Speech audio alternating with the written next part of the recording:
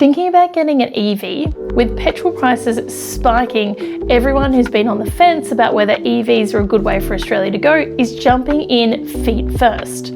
I'm here today to talk about all the things that you need to consider, the 5 common mistakes that everyone makes when getting an EV, and how to do it right. So let's get started. The first most common mistake people make when going out and purchasing an EV is not understanding how much power it actually takes.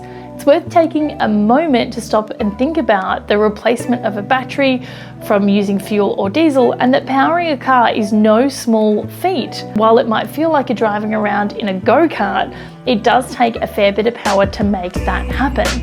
And that has consequences to how you charge and what that means for your home. Buying an EV can either be the best or the worst decision you make for your family, and it all comes down to how you power and charge it. If you were trying to treat it like a fuel tank, then it's just not going to work. A battery in your electric car usually has somewhere between 60 to 80 kilowatt hours of storage, depending on the brand and manufacturer.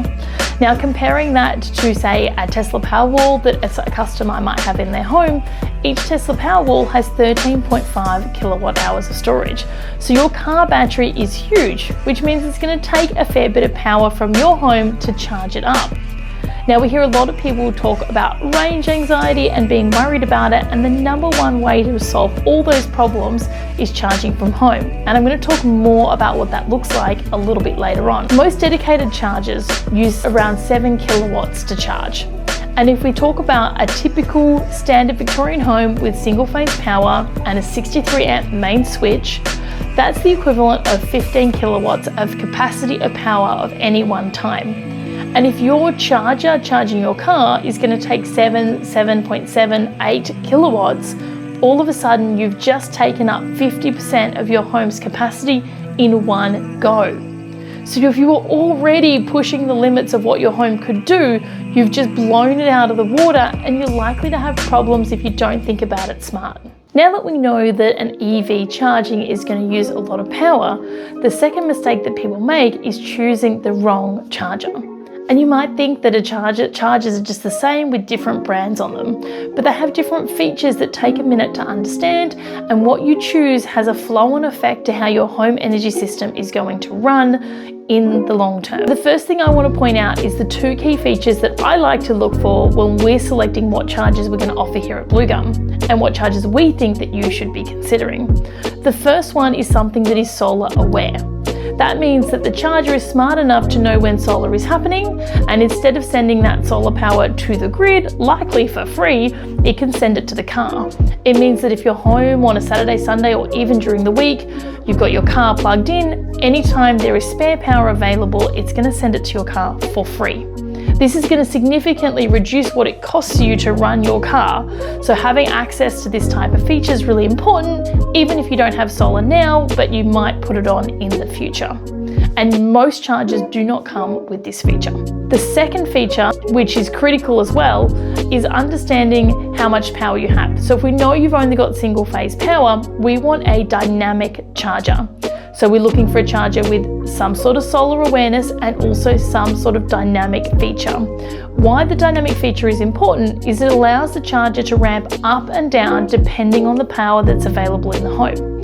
So if you've only got 15 kilowatts capacity with your 63 amp main switch, and you are heating your home, running the oven, the cooktop is going, the kids are home, the hot water system's running, everything is happening, and your charger is not dynamic, and you go to charge your car, you will trip all power to your home. So with a dynamic charger, if it does need to charge when everything else is happening at home, it can ramp up and down based on what's available. So that means that if something gets turned off and more capacity becomes available, it'll ramp up and take that capacity. But if you go and hike up the heating and a few other things in the house, it'll ramp back down and take whatever is left over, meaning you're never going to be doing that walk out to the meter box in the cold and dark wondering why the power went off. Those 2 features mean everything when getting a charger, or what we consider a charger to be smart. If it can detect when the solar is running, and if it can dynamically ramp up and down based on the capacity available in the home.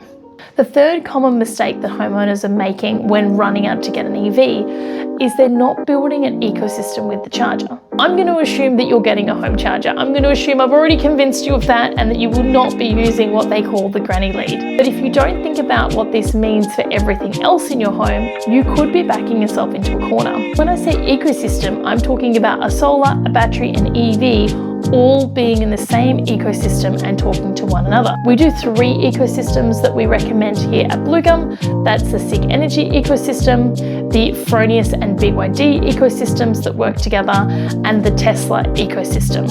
So we try and recommend that you don't cross brands if you want everything to communicate as seamlessly as possible. So whatever EV charger you start with is going to impact what we would recommend you get down the track for solar and battery. And if you already have solar and battery, it's going to impact what EV charger we recommend you consider now to make sure that you get the best possible results, outcome, and control equals lower costs. Hopefully I've convinced you by now that electric cars use more power than you might have first thought.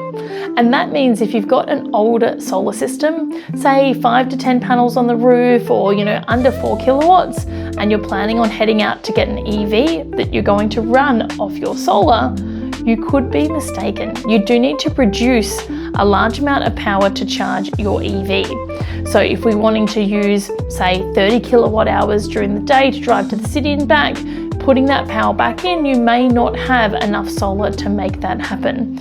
We usually recommend anyone looking to charge their EV have a minimum of 10 kilowatts of solar.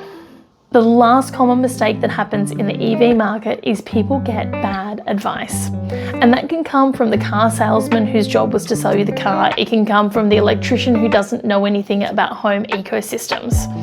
So when you're getting an EV and you're wanting to have the best outcome and a complete home energy system, you want to get advice from someone who understands the holistic approach and can give you solutions that don't back you into a corner down the track and will long-term meet all your expectations and needs. It's worth just taking a beat, not going with the charger that was automatically provided by the manufacturer or recommended by the manufacturer, and maybe not buying something off the shelf without thinking about how it's all going to work together. If you're looking for expert advice so that make sure you make the right decision when it comes to getting an EV for your home and the impact that's going to have on your home setup long term, the Bluegum team is here to help.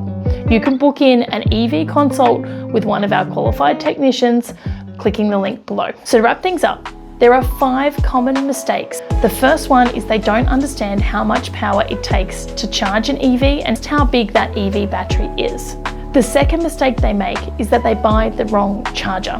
If you have the wrong charger, there's a good chance you're not thinking about the ecosystem, and that's mistake number 3. They don't build an ecosystem where everything works together. The fourth mistake they make is underestimating how much solar it takes to charge their car for free. And the fifth mistake is just trusting the wrong advice. If you want your charger to be part of your whole home energy system and you want to run your car as cost effective and as in control as possible, make sure you get the right advice. Reach out to the Bluegum team and click the link below to book in your free consult today.